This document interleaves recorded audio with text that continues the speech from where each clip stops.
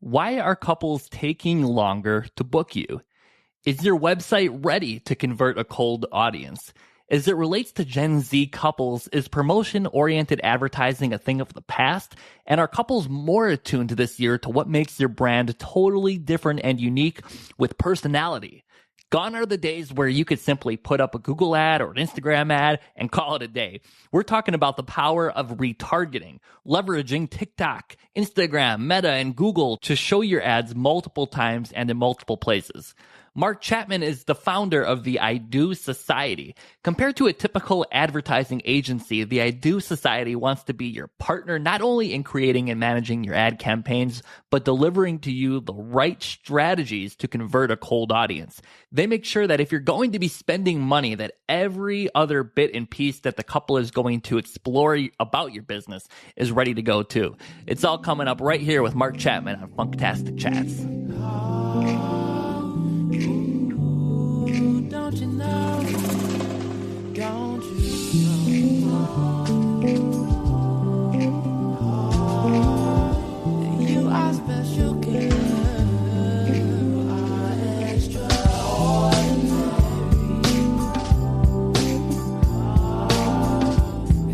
So I'm here with Mark Chapman. He's the president of the I Do Society and the wedding industry's leading expert in paid advertising. His team helps your wedding business reach and convert your ideal couple with Google ads, Meta ads, and TikTok ads. And I'm so excited to tell everybody here that I am an official member of the I Do Society. Woo! Yeah, so awesome. This is going to be a very fun and easy conversation for me today here because I'm so excited myself about it. So thanks so much for joining the Funktastic Chats podcast, Mark. I appreciate it. Yeah, I'm really glad to be here and share a little bit of knowledge, a corner of the world that I know. I love doing it. So thanks for having me. Advertising reaches a really cold audience, and warm leads will come to your wedding business already warmed up. So how do you make sure that the website that couples reach after they click on your ad is actually going to convert them? A lot of it comes down to making sure that person who clicks on the ad can really get a sense of who you are as a person and what your business story is.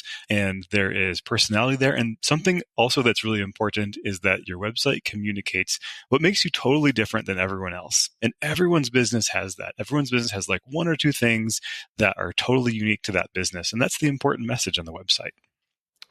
I know that a mutual friend is Heidi Thompson, who I just talked to a couple days ago here.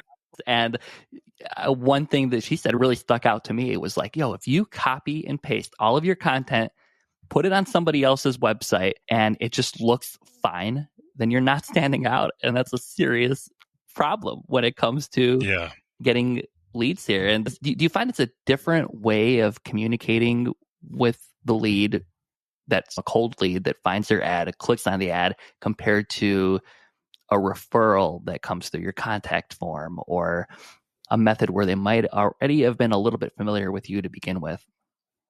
It's a totally different way of communicating, right? Like we could use the example of you're in the grocery store and you're talking to a stranger and your guard is up, right? Both people's guard is up because they don't know who this is. Whereas if it's like you saw your friend in the grocery store, you'd be like, oh, hey, what happened last Saturday? And so it's just such a different communication relationship that a lot of businesses in the wedding industry haven't really ever been educated about the fact that it is different. And they think if I run some ads, that the thing that's going to happen is the exact same thing that's going to happen when warm leads come to me. But it is so different, Mike. I'd love to get into that. Maybe we could back up a little bit because you actually used to be a wedding photographer. That was your full-time gig before advertising, right? How did you get into advertising? I was a wedding photographer in the early 2000s, and I was just hustling. I was in my 20s, and I was hustling like 7 days a week.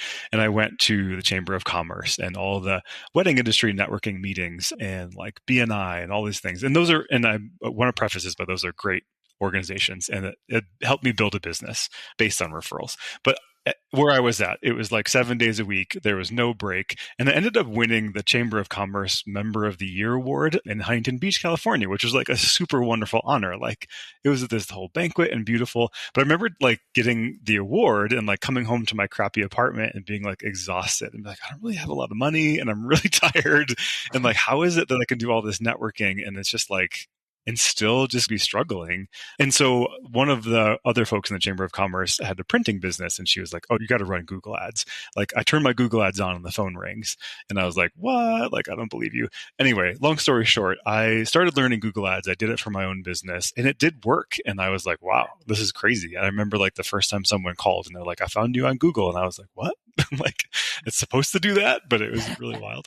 And then other people started asking for help. And before I knew it, I actually just decided I was like, oh, I could actually help more people doing advertising for them. And I really enjoyed it. So I gave up my camera for a computer and then started that journey. I think part of the issue with me personally was that Google and Facebook, they make it so accessible for you to get started advertising yourself through smart campaigns and boosted posts. Before some of these wedding pros began working with you, did you have businesses that were using these methods of advertising? And is there something that we should be worried about when using these do-it-yourself methods? Yeah, I love that you brought that up because right now, like when I started Google Ads ages ago, like 2009, half the people listening were probably in high school. So we've been through this journey of many years and watched the ad platforms evolve and change. But where things are at right now, I guess my little like warning message is there's a lot of amazing technology and AI is being used in advertising platforms. But AI does not mean that you have the right strategy. And Google and Meta ads and TikTok ads are really good at enabling people to like put $10 a day into their system and like reach people with their ads. And I'm using air quotes if you could see me, reach people, but it doesn't mean that they're the right people. And it doesn't give you the perspective that you need to think about from human to human, because you can write great ads, you can put beautiful pictures in there, but there is such a human component to advertising, especially in the wedding industry, because these people are going to invite you to their wedding, the most important day of their life. And it isn't the ad that does it. It's the strategy that does it. The ad is the tool, but the human component of strategy is so important. And the Google Ads platform itself doesn't give you like training on that, I guess you could say. It's so easy to see. You look at this graph and the metrics are way up. You have tons of people clicking on your ad and you're paying less than $1 per click. But you're looking at all these clicks and engagement metrics. But what are some of the key performance indicators that wedding professionals should be paying attention to when assessing actually how effective their advertising campaign is? Because we were getting a ton of clicks and views, but it didn't convert. Yeah. I mean, like impressions and clicks don't equal new business. About like between the time frame of 10 to 5 years ago, there was actually really great data that you could get with your ad tracking or your ad campaigns by setting up conversion tracking. Like basically like the meta pixel is one thing you may have heard of. Like you put the pixel on your website, you track what people are doing.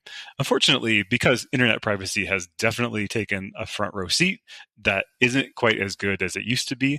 But setting up that conversion tracking is still really important, because anytime you can track what someone does on your website when they fill out a form, or maybe they like use your chat functionality on your website, and you can attribute that back to an ad campaign or a specific ad itself, it's really powerful to get that information. So unfortunately, like we're at a weird time where tracking is not very good, to be honest, and there's a lot of folks working hard on it, but you can't really have internet privacy and amazing conversion tracking at the same time.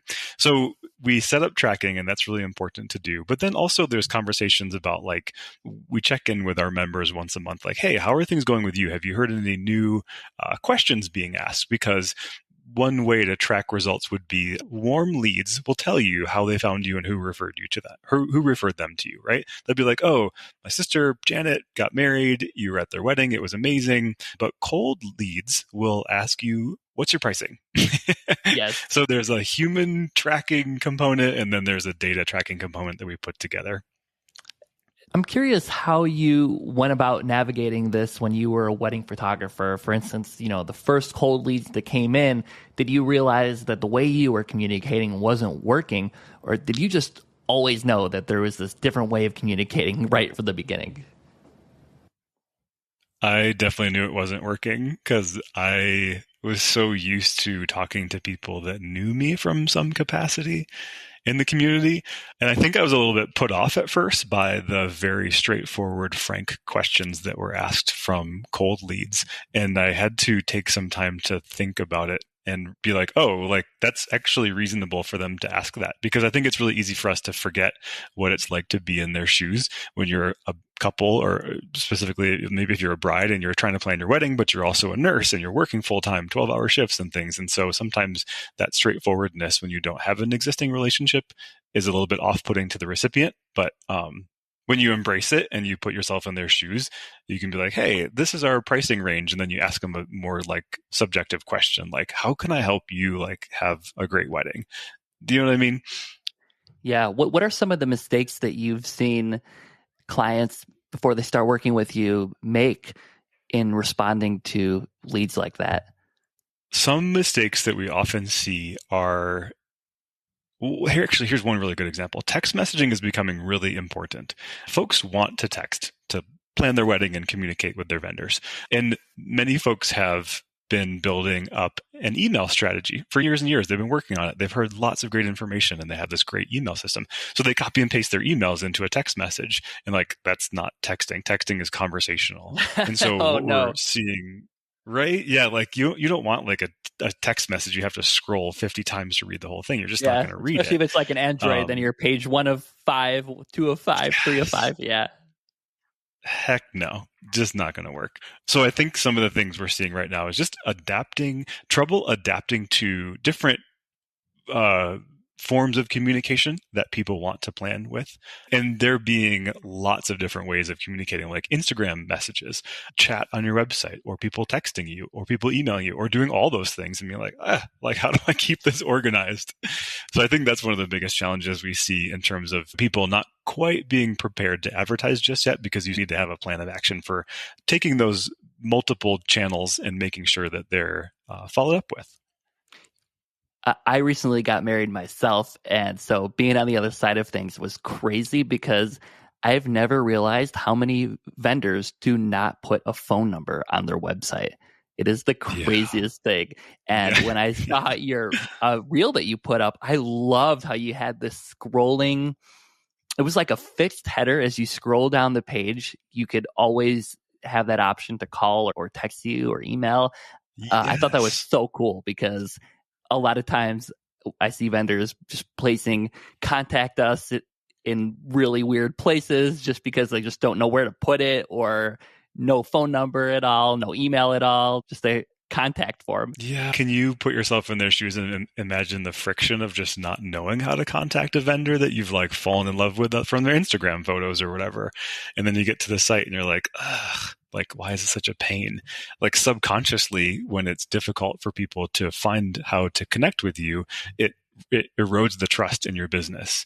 And so what you mentioned of a sticky header at the top of a website that stays at the top and it has like your logo and a call to action button, like request a quote or whatever it is, if that's continually present on their journey throughout your website, they can decide at any moment on their journey through your website when they want to contact you, they know exactly how to do it. So to get rid of some of this friction on Wedding Pros websites, what are some easy, actionable steps that Wedding Pros can take right now to make their businesses and their websites even better than, maybe some you've seen in the past, like putting your phone number on the website, anything you could think of? Like what we just talked about, sticky header is super quick and easy. Like every web platform has it, and you put your main call to action button in that sticky header. What is that next step you want that couple to take? And usually it's like requesting a quote or booking a meeting or something like that. But another great thing to do is put a clickable phone number on your site so that they can touch it to call you or touch it to text you. And as much as being a slave to your phone is not very fun, it is a way that people do want to start asking questions and build relationships, especially a cold audience from advertising. So allowing people to text you and putting that phone number in your sticky header on your website is a really great idea. And that can be a game changer. And people's minds go too far into like, oh my God, I don't want to do that because my phone would blow up. There's actually tools like Google Voice, which is like $10 a month, where you can it's basically like a phone number that lives on your desktop and you can manage it from your desktop when you're working there. Or there's all sorts of like phone tools, and using one of those will be a real big game changer for opening up the doors, but also keeping your sanity because we don't want to drive ourselves crazy. I was wondering if we could chat a little bit about the concept of retargeting, because it was one of the things that we had chatted about on our initial call together that was just totally mind-blowing to me. And it made me think. I wanted to buy a Hamilton watch, for instance, and I was thinking about it. So I went to the Hamilton website, and after I was looking around, I was like, now is not the right time. I clicked out. And then the next thing you know, I'm scrolling through Facebook, scrolling through Instagram, and I see an ad for the same watch on Facebook and Instagram. And it's so crazy to me to think, how many leads are we possibly missing out on just because they clicked away from our website, maybe because now wasn't the right time. And then they saw your ad again and on another platform again, and then they reached back out. And going back to the example with the watch, it just made that watch totally top of mind for me again.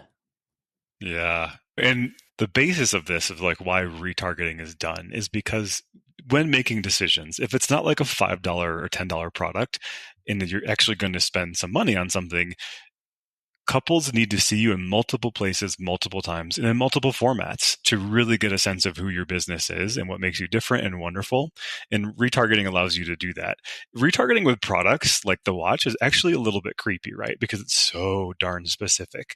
But in the wedding industry, you can actually do retargeting where you track people who have been to your website, but maybe they didn't convert, but show them a helpful blog post to get them back to your website, or do things that aren't creepy like product retargeting. And that's why it's so freaking brilliant for the wedding industry, because it doesn't have to be spammy. It can be helpful and useful. And it is an ad, but it doesn't have to be gross and spammy and like following you on the internet. I learned from the What's Working Now event that the I Do Society hosted, and it was so great, by the way. I saw Heidi Thompson on there. It was awesome. I learned so much, but one of the things I learned was about blogging in particular. And just because you brought it up, blogs, that made me think of this, because we blog a lot. I never really share it, though, to Facebook and Instagram. And I realized, sharing that post, and I didn't realize that it may have been hurting us because Google wants to share things that we care about. And so if they see that it's posted to other platforms like Facebook and Instagram, they will rank that post higher. Is that true? Do I understand that right? Yeah, definitely. Like sometimes your Facebook page can come up on a Google search higher than your website if you're not like focusing on SEO. And that's not necessarily a bad thing, but then having your blog posts on your Facebook page or your Instagram account, like in your link tree, is a really great idea to get people there. And make sure you post those blog posts to your social media for sure, because then there's multiple doorways that can be opened. I'd love if we could compare these types of ads to listing sites. A lot of vendors are on a lot of listing sites. There's so many of them. What specific advantages do wedding professionals gain from working with the I Do Society that they necessarily wouldn't gain as easily from listing sites like the Knot and Wedding Wire? Listing sites are awesome in so many ways, but they don't allow you to target by specific demographics. So when you're on a listing site, it's open to anyone. And if you're paying for that listing site, you don't have any sort of control over who sees your listing or how your listing is prioritized among couples that are the right fit for you, maybe based on age range or based on income level. So with Google ads, Meta ads, and TikTok ads, you can use demographic targeting, and you can say, hey, Google, I want people in this age range of this income level in these specific zip codes to see my ads. So you're basically spending your advertising dollars in a much more focused way. And a lot of folks end up seeing fewer leads, but higher quality leads, because the listing sites are super great at That's their job, is to connect couples with businesses all day long. But it doesn't mean that it's the right couples. And that's why I'm such like an evangelist. I don't know if that's the right word for these advertising platforms, even though there's many pitfalls and things to learn, but you get to spend your dollars in the right way. When we're talking about listing sites in particular, it was great for a lot of people because you can house your reviews on there, you can get leads on there, of course, but like Mark said, you could literally target by location, income level. Is that true as well? Yep. Every platform has income level targeting. Oh my God, that is so crazy. How is They know. that is crazy. When you're targeting by income and location, and what else do people target by? What else is common? Interest categories are another big thing. And this might not be like a perfect example, but I think it's one that everyone can relate to. Like if you are a business owner and you're a dog person and you really love dogs and you want to work with other couples who are dog people too, like you can actually target by dog owners or dog interests. And like, I'm not saying that's like the right way to market your business, but I think it's one way of an example of people can relate to really easily. And the interest options for demographic targeting in ad platforms are massively robust. Every sort of type of interest.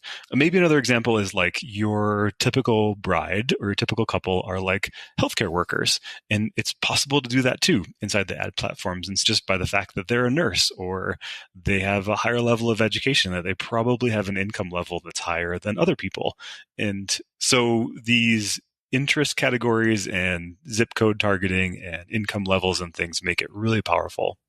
At one point, you had mentioned that promotion-oriented advertising was a thing of 5 years ago or more, where everything was just so promotion-oriented, especially with TikTok and today and the Gen Z generation here. How has the approach of advertising in the wedding industry evolved over the years, and what are some of the most effective strategies that you've seen? Yeah, like it was really common a few years ago to have an offer that you run with your ads. Like you give, this give example is like, get $1,000 off your venue rental. And that actually worked really well for a long time, but younger couples are not into that. That seems thirsty to them, to use a really fun word that they'd use, right? Like, oh, they're trying to give me $1,000 off because they're not subconsciously like, oh, they're not doing well. So the concept of using a promotion or an offer really isn't working in today's advertising environment. And so it really has become a lot more about discovery of what makes that business totally unique. Like we are the only blank in the state of blank. You know what I mean? Like, It's hard to nail down for every specific business or give an example, but like telling what makes you different and unique, and also just unashamedly being yourself and promoting that in your ads is really what's going to connect you with like-minded people. One of the things I could think of with us is that I literally have on our website, we could totally play Uptown Funk all day long, right? But have you seen our song list here? We replace cookie cutter with musicality and innovation. And so, yes, it may not resonate with every couple out there, but it's us. That's exactly it. And it's going to resonate with the couples that you want to do business with, that will appreciate your music. How has TikTok played a role in advertising in the past few years or so? Because TikTok has just blown up. My wife, back when she was my fiance, we found vendors on there. It was crazy. And so how has it changed the game in the past few years or so? I was at a conference maybe a year and a half ago where someone was like, they said, we've made Instagram too pretty. And they said that in relation to TikTok because TikTok is so much more gritty and organic, and you can do like really cool behind the scenes or before and after stuff, where Instagram has become this place of like perfection, and people are not stupid. They realize that like Instagram photos are not always real life. But what TikTok has brought to the table with short form video is the ability to really see and feel in a different way that hasn't existed yet. And so not only is like the nature of the content on TikTok very different and more organic and gritty, but the ad platform itself, they like took all the good stuff from Facebook ads and like kept that and then got rid of all the crappy stuff. So for example, you could create a TikTok ads account, but you don't have to have an organic like social TikTok account that you have to worry about posting all the time to. You can just create a couple videos and run them as ads, and they work really well without that burden of like, oh my God, like I don't know what I'm going to post this week. And then the last part about TikTok, which is really cool, and it's happening now, and it may not be forever, is that it's super cheap. Like cost per click to get the right person, the right audience to click over to your website is like half the cost of a Facebook ad. It's wild.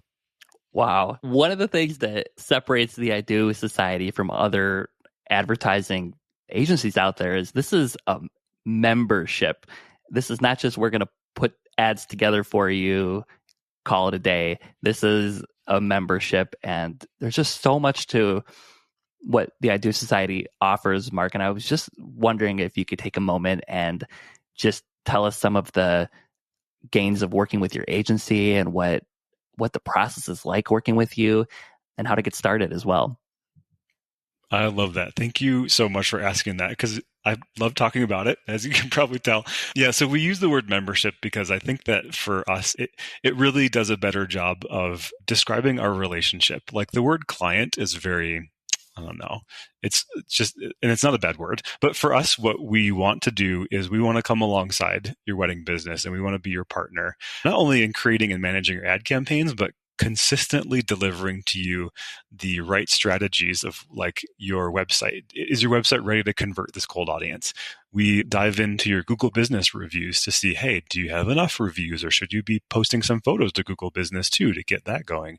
And we take a look at things holistically so that if you spend money on advertising, you know that it's going to work because you know that those couples who see your ads aren't just clicking on your ads and going to fill out the form on your website. They are scoping out your entire business on their mobile device within 5 minutes. They see your Instagram, they see your website, they see your reviews. And so for that reason, we call it a membership, and we work on more than just the ad campaigns, because we need to make sure that if you're spending money, that every other bit and piece that the couple is going to explore about your business is ready to go to. There are 5 to 7 touch points before somebody even inquires. They go to your Instagram and your TikTok and Facebook. Yeah. And so if you've got a bunch of Google reviews, but you haven't posted on Instagram for 2 months, that could be a turnoff to a lot of couples. It really could. And it may be just that you've been busy and you haven't had time for it, but that's where we'd step in and we'd be like, hey, you know what? Actually, we need to get something going here so that when you do spend money on ads, that bride doesn't like make her way to your Instagram account and think like, oh, this business is dead. I'm not doing this. Mark, I'm so upset because we post a lot of really beautiful reels that I spend just forever on. And then after meeting you, I posted a clip of our sound company just loading in. They're literally just putting a stage together. That's it. And the whole clip is about 15 seconds, and it has the most views than any video on our Instagram page. I'm so upset. I'm so sorry. yeah. That's hilarious. I'm really glad you shared that though, because it's like people are really curious. How does it work? And you're building so much trust when you show them like, hey, we know what we're doing. When we load in, this is how we load in, and this is why, which is so irrelevant to like the end product, but it really isn't at the end of the day. Yes. So when wedding pros begin working with you, do you recommend all of the platforms at once? Or are there a few that wedding pros want to focus on in particular? How does that typically work? Yeah, we need to make sure that you're first and foremost on Google, because when couples are searching on Google for whatever it is, a venue, music for their wedding, or a bridal store, they're actively looking for your business, and they're in market, we call it, right? They want to find you. So Google is the first place to start, but it's not enough to just be on Google, because couple's journey is fragmented and it does involve many touch points. One of our requirements when we work together is that you're willing to run ads on Google and at least one other platform, being Meta and or TikTok, so that they can see you in multiple places, multiple times, and in multiple formats, and really start to fall in love with your business. I love it. And I'm so excited to work with you guys. And thank you so much for coming on the podcast. Any coming up that our listeners should be aware of? I just listened to the What's Working Now event and loved it. So I was just curious. Yeah, what's coming up? Oh my gosh. I think just what's coming up is for folks to be prepared for the couple's journey to be a lot longer to conversion than it was in the past few years. So, like, no stress, like, just keep nurturing those relationships, keep texting with folks, and don't give up because couples are just not in a hurry right now. And that's okay. It doesn't mean they're not going to book. It's just like, we got to respect Why? where I've noticed they're that. at. What is happening? Yeah, I could give some hypotheses. I don't have like data to back this up, but what I've observed is in actually election years, it's very interesting. People get a little weird. And of course, there was like a big bubble, right, from weddings that didn't happen during COVID. And now those are all done and those are all taken care of. And yet people are just like, okay, let's see what happens in the next year. Mark Chapman is the president of the I Do Society, and his team helps your wedding business reach and convert your ideal couples with Google Ads, Meta Ads, and TikTok. You go to www.theidosociety.com. Thank you so much, Mark. I really appreciate it. It was such a pleasure, Mike. Thank you. Okay, a few things I want you to walk away with here. Listing sites don't let you target by demographic, whereas the ad space can do that. Have you ever thought about what kind of interests your ideal couples have? I'll give you an example. Our wedding band offers a big hip-hop element into what we do, and we know that many of our couples love going to the Basement, which is a hip-hop nightclub in Chicago, and often they want those songs and that genre at their weddings. You know, have you thought about what your ideal couple looks like in this way before, and how this can be a model to scale your business to get the inquiries that you want to get? Another thing is you are also in control in this ad space. If you have a rough month and want to save some money, you don't have to spend as much that month. We're headed into June now, headed into another engagement season here, and you can raise what you're spending on ads during these months. I hope this gave you something to think about this week in your own business. You are extraordinary. We'll see you next time.